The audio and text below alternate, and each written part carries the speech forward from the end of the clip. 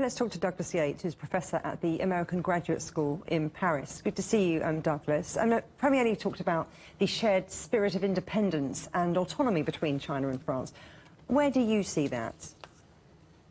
Well, both of these countries, last year, when President Macron visited, emphasized the importance of multilateralism.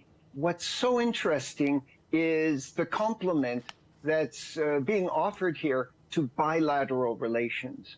That is, multilateral forums are a wonderful way of getting omnibus deals signed.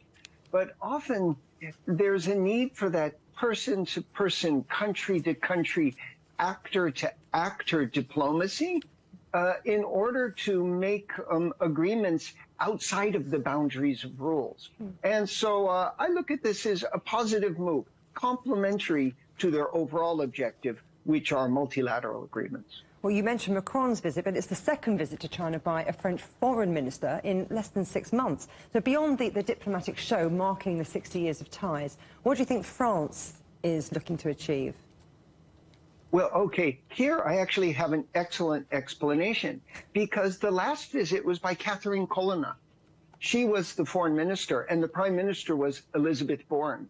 And now we have two fine young cannibals. We have Gabriel Attal as the prime minister, and we have Stephane Sejourne, the new foreign minister. And so I think part of this is simply to have the between the new actors representing France and the foreign ministers in China. So it's these people need to create their own links, build their own confidence, inform themselves. And so this second visit is necessary for the new government of Gabriel Attal. France has said, we are clearly expecting that China will send very clear messages to Russia over the conflict in Ukraine and the situation in the Middle East. How likely is that, and will it change anything? Yeah, so here, this is the public diplomacy. That is, these are the statements that France needs to make that will be reported, that show to the domestic constituency back here at home and to the European partners that France is doing something for Ukraine. But I wouldn't take it too seriously.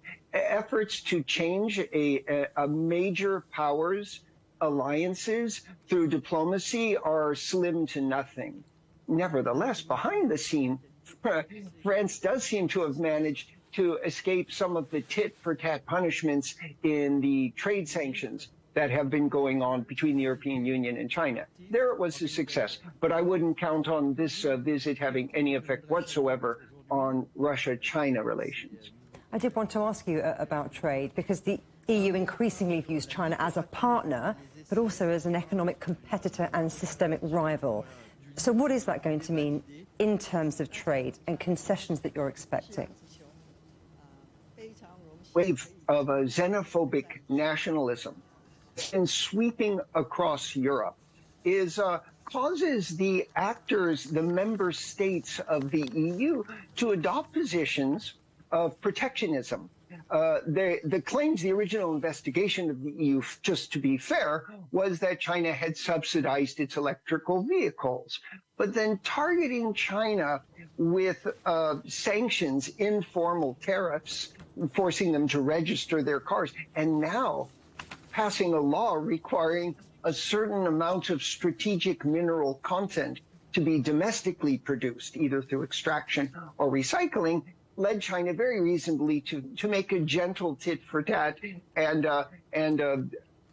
create tariffs on European brandy. The problem was 98% of that came from France. Thus the need for this shuttle diplomacy, send your foreign minister over and explain, hey, you wanted to do a tit-for-tat against Europe, but this hit France almost exclusively. And this is the 60th anniversary of our bilateral relations. Remember Charles de Gaulle. Maybe you could lighten up on us. Douglas Yates in Paris, thank you very much.